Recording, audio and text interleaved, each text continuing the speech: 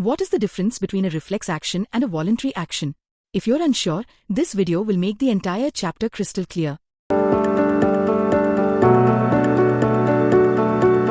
Welcome to Teaching Science. Have you ever wondered why your body reacts so perfectly to the world around you?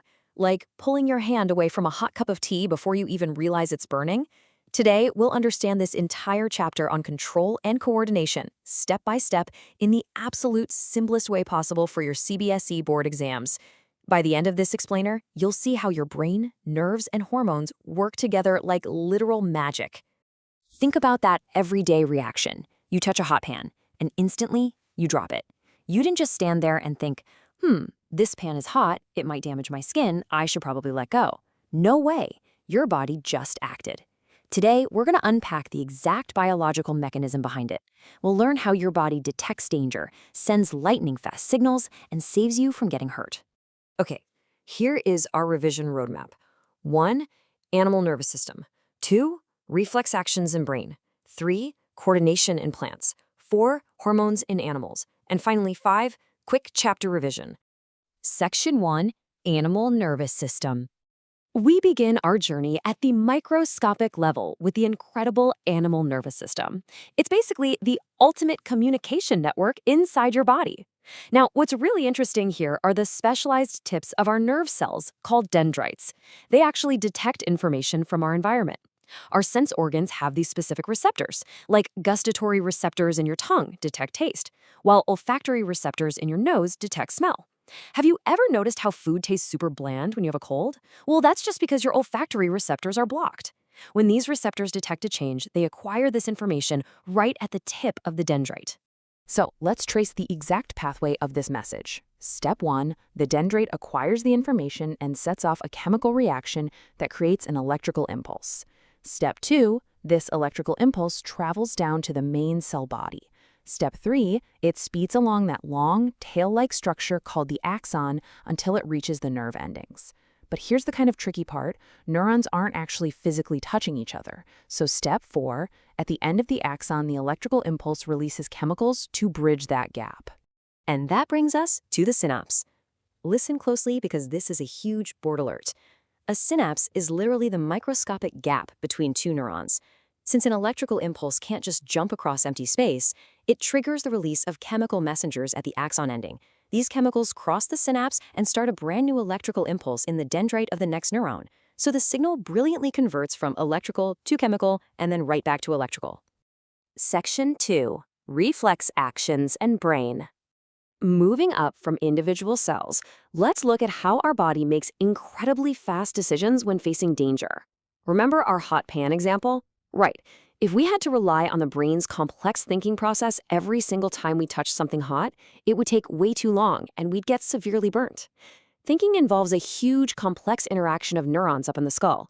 Instead, our body uses this brilliant shortcut called the reflex arc.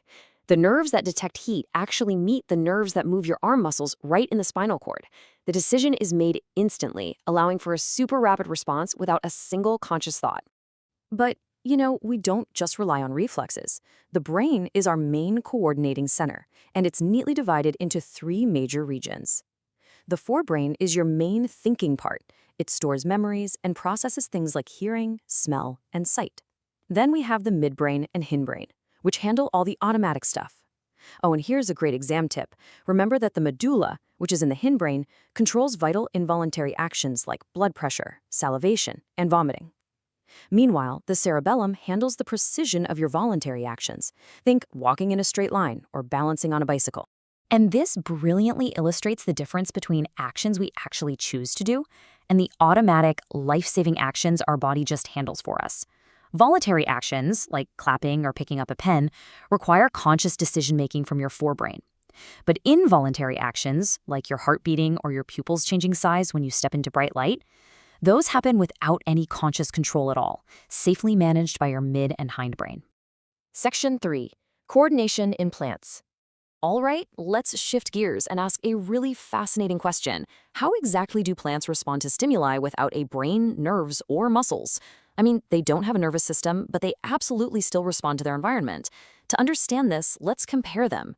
Animal muscles move because they contain specialized proteins that literally change shape and arrangement when hit by an electrical impulse. But plants, they don't have muscle proteins. Have you ever noticed the touch-me-not plant, the chui mui, fold up its leaves the second you touch it? They achieve this movement purely by shifting water around their cells. By changing the amount of water inside them, plant cells either swell up or shrink, which changes their shape and causes the leaf to droop. It's so cool. Now, besides those quick water-based movements, plants also respond to their environment through slow, directional growth. This is called tropism. And let me tell you, this is a highly repeated topic in CBSE exams. When a plant shoot bends towards the sunlight, that's positive phototropism. And when roots naturally grow downward into the earth, pulled by gravity, that's positive geotropism. It's basically the plant's way of ensuring it gets exactly what it needs to survive. Make sure you note these specific NCERT examples, as examiners absolutely love to ask you to distinguish between growth-dependent and growth-independent movements. The folding of the sensitive plant, that's fast and completely independent of growth. But the way pea plant tendrils slowly circle around a fence for support, that is a movement due to growth. And please don't forget chemotropism. A beautiful example of this is the growth of pollen tubes towards ovules during plant reproduction, driven entirely by chemical signals. Section 4. Hormones in animals. Returning to humans and animals, let's explore our secondary system of control, chemical coordination. Now, you might be wondering, why do we need chemicals if we have nerves? Well, electrical impulses are super fast, but they can't reach every single cell continuously, and nerve cells actually need time to reset. So our body uses these essential hormones, which are secreted directly into the blood by endocrine glands. For example, your adrenal glands secrete adrenaline to prepare your entire body for a fight or flight emergency. And your thyroid gland secretes thyroxin to carefully regulate your metabolism. Okay, here's an important NCERT question that comes up a lot. Can you guess the answer based on our hormone table? Why are some diabetic patients treated with insulin injections? Well, if a person's pancreas isn't producing enough insulin, their blood sugar levels will rise dangerously high. So insulin injections are given because insulin is exactly the hormone the body needs to properly regulate those blood sugar levels. It's just a perfect example of chemical coordination keeping our bodies in balance. Section 5. Quick chapter revision. Let's move to our grand finale and see how this all builds into a 1-minute, high-yield summary. I highly recommend you grab a screenshot of this revision card right now. It perfectly distills the entire NCERT chapter for your final board prep. Remember the dual control systems, electrical impulses jumping across synapses in our nervous system, and chemical hormones flowing through our blood. Keep in mind the life-saving reflex arc in the spinal cord, and don't forget that plants accomplish amazing coordination using just water pressure and growth hormones.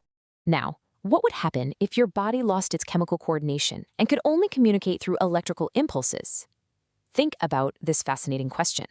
Without hormones, your body couldn't manage long-term processes like growth, metabolism, or sustained emergency responses, mostly because nerve impulses are just way too brief and localized. Biology is truly amazing, isn't it? Please revise your NCERT exercises, practice drawing those neuron and brain diagrams, and if you found this lesson helpful, please like, share, subscribe to Teaching Science, and press the bell icon so you never miss our next CBSE Science lesson. You've got this, students. Happy studying!